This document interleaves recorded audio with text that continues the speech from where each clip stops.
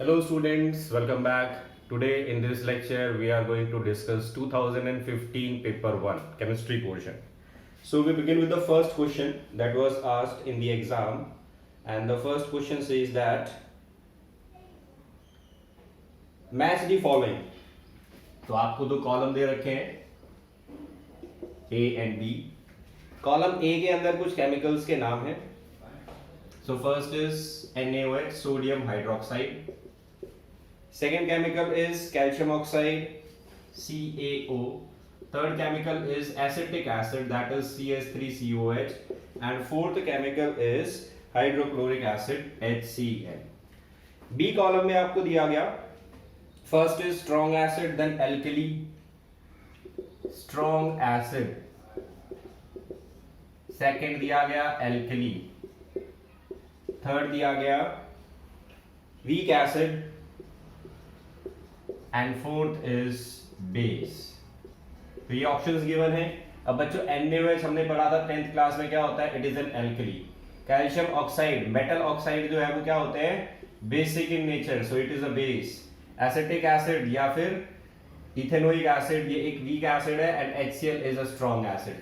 तो आपका आंसर हो जाएगा A का 2, B का 4, C का 3 एंड D का 1. This is the correct answer. चलिए अब चलते हैं नेक्स्ट क्वेश्चन पे. नेक्स्ट क्वेश्चन में पूछा गया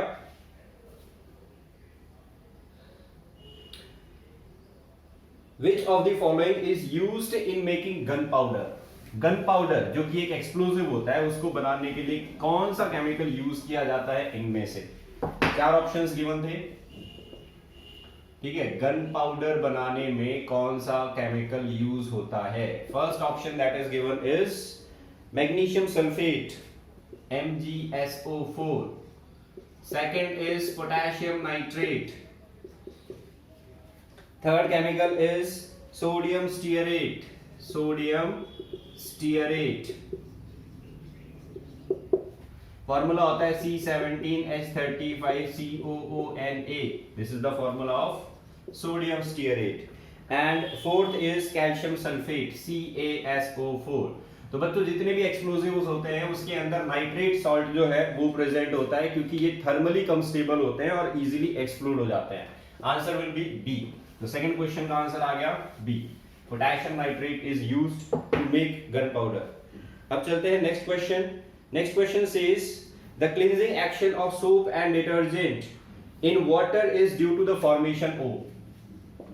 तो साबुन जो है और डिटर्जेंट पानी के अंदर डिसॉल्व होने पर क्या बनाते हैं?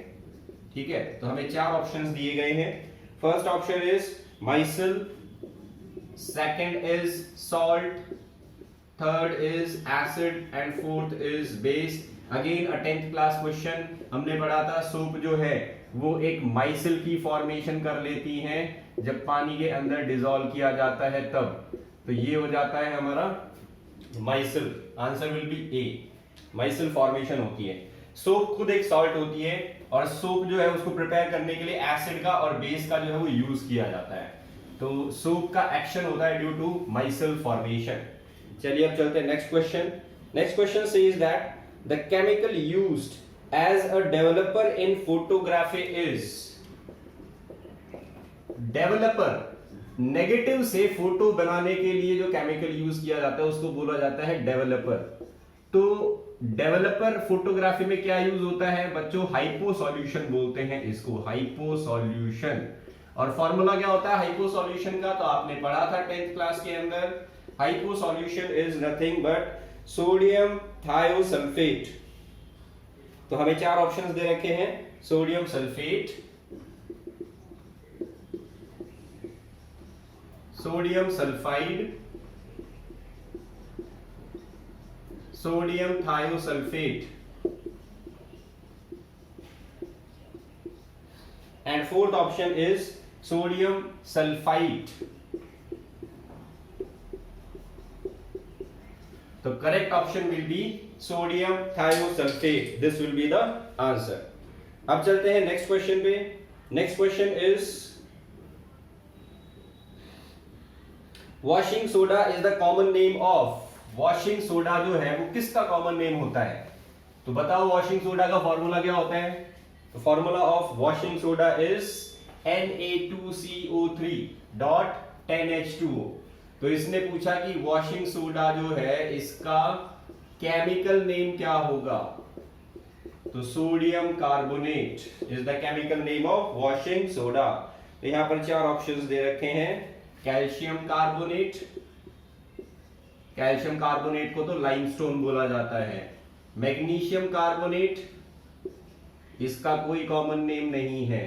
नेक्स्ट सोडियम कार्बोनेट, इसको वॉशिंग सोडा बोलते हैं। और खाली अगर Na2CO3 है, पानी उसके साथ अगर नहीं है, तो वो सोडा ऐश बोली जाती है। नेक्स्ट इज पोटेशियम कार्बोनेट, तो इसको भी नहीं यूज करते। वॉशिंग सोडा जो है वो इसी का नाम होता है सोडियम कार्बोनेट का। चलिए बच्चों अब चलते हैं नेक्स्ट क्वेश्चन पे। नेक्स्ट क्वेश्चन इज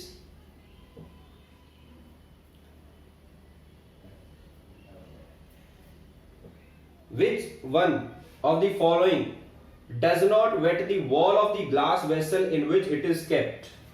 इनमें से कौन सा केमिकल जिस वेसल में रखा हुआ है उसकी दीवारों को गीला नहीं करता? ठीक है, तो which of the chemical do not wet the wall of container या wall of vessels? First option water, second alcohol, third mercury and fourth phenol. देखो बच्चों, वाटर जो है ये आपने देखा होगा डेली लाइफ में भी हम यूज करते हैं। ये हाइड्रोजन बॉन्डिंग जो है वो बनाता है और दीवार के साथ इसका कोहेसिव और एडहेसिव फोर्सेस जो है वो चलता है। इस वजह से पानी की लेयर जो है वो इस तरीके से ऊपर वाली लेयर रहती है। जिसकी भी ऐसी लेयर बनती है वेसल के साथ, वो हमेशा दीवारों को गीला करेगा। लेकिन मरकरी कॉलम आपने बुक्स में देखा होगा, मरकरी कॉलम ऐसी सरफेस बनाता है वेसल के साथ। तो ऐसी सरफेस किसके साथ बनती है? जिसकी सरफेस टेंशन कम होती है, और सरफेस टेंशन जिसकी कम होती है वो दीवारों को गीला नहीं करता। तो इसका एक ही आंसर आएगा मरकरी। मरकरी एक ऐसा लिक्विड होता है जो ऐसी सरफेस बनाता है, जबकि ये तीनों लिक्विड्स जो हैं ये ऐसी सरफेस बनाते हैं वेसल के साथ। तो जो भी ऐसी सरफेस बनाएगा वो दीवारों को वेट करेगा, जो ऐसी सरफेस बनाएगा वो दीवारों को वेट नहीं करेगा। Answer will be mercury. Next question आता है, permanent hardness of water is due to. Water की परमानेंट हार्डनेस किसकी वजह से होती है? तो ये क्वेश्चन हम पहले भी कई बार कर चुके हैं, काफी बार ये क्वेश्चन जो है वो पूछा जा चुका है।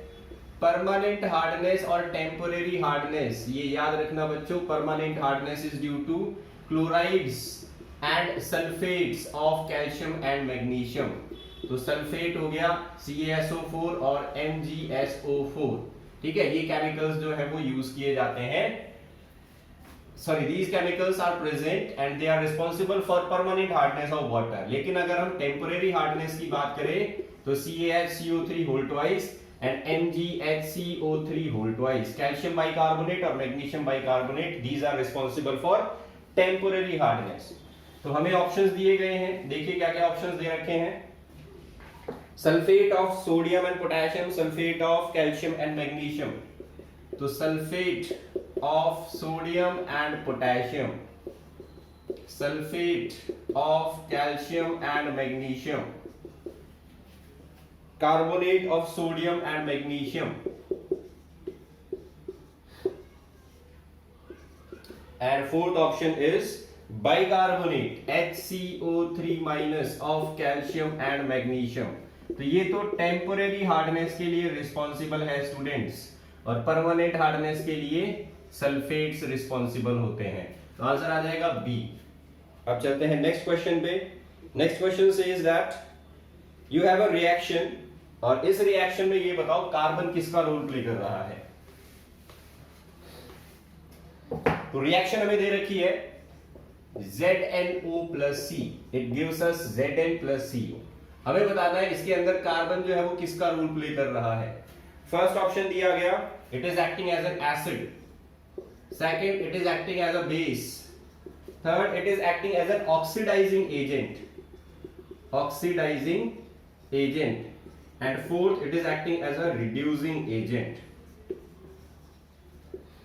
देखो बच्चों, इस रिएक्शन में कार्बन के साथ क्या लग गया, ऑक्सीजन लग गया, फाइनल प्रोडक्ट क्या बन रहा है, CO। तो इसका मतलब कार्बन जो है वो इसमें से ऑक्सीजन रिमूव करने में हेल्प कर रहा है, तो ये खुद तो ऑक्सीडाइज हो गया और सामने वाले का क्या कर रहा है, रिडक्शन। तो इसको क्या बोलेंगे, this is a reducing agent. आप ऑक्सीडेशन नंबर से भी लिख सकते हो, इसका ऑक्सीडेशन नंबर 0 है, यहां पर इसका ऑक्सीडेशन नंबर +2 हो गया, इसका ऑक्सीडेशन हो रहा है, तो इसका मतलब ये रिड्यूसिंग एजेंट का काम कर रहा है। जिंक ऑक्साइड दूसरी तरफ क्या कर रहा है, ऑक्सीजन रिलीज कर रहा है, तो इसने कार्बन को ऑक्सीजन जो है वो डोनेट कर दी, यहां पर इसका ऑक्सीडेशन नंबर जो है वो डिक्रीज हो रहा है, तो ये किसका काम करेगा, इसका खुद का रिडक्शन हुआ, मतलब ये एक ऑक्सीडाइजिंग एजेंट का काम कर रहा है। तो जिसका खुद का रिडक्शन होता है वो ऑक्सीडाइजिंग एजेंट होता है, और जिसका खुद का ऑक्सीडेशन होता है वो एक रिड्यूसिंग एजेंट होता है। 11th क्लास में हम ये चीज कर चुके हैं। तो कार्बन किसका काम कर रहा है, carbon is acting as a reducing agent. चलिए अब चलते हैं नेक्स्ट क्वेश्चन पे।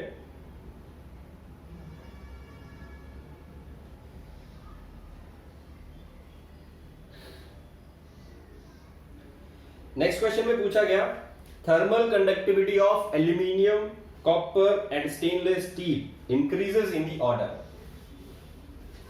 हमें ऑर्डर में अरेंज करना है इन एलिमेंट्स को और इस अलॉय को increasing order of thermal conductivity में, ठीक है, increasing order of thermal conductivity.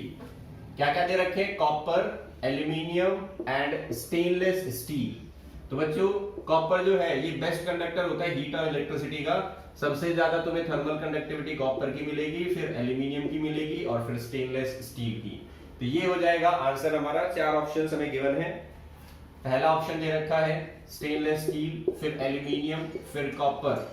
B option दे रखा है copper, aluminium, stainless steel. C option दे रखा है copper, stainless steel, aluminium, and D option is copper, stainless steel,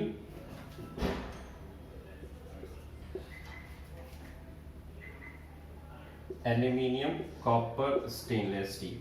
तो correct answer will be B. तो स्टूडेंट्स ये था chemistry portion 2015 NDA paper first. Thank you.